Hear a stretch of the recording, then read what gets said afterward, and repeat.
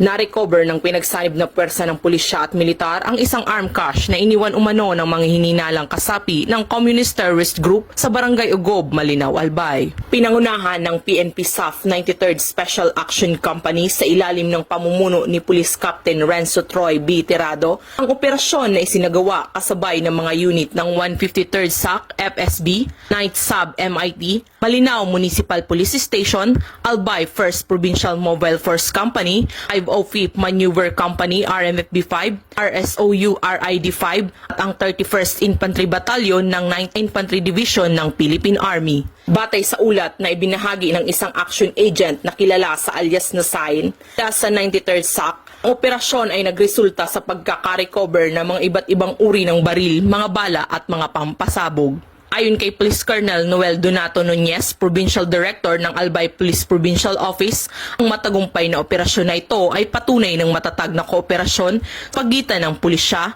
militar at ng mga mamamayan laban sa mga rebeldeng grupo.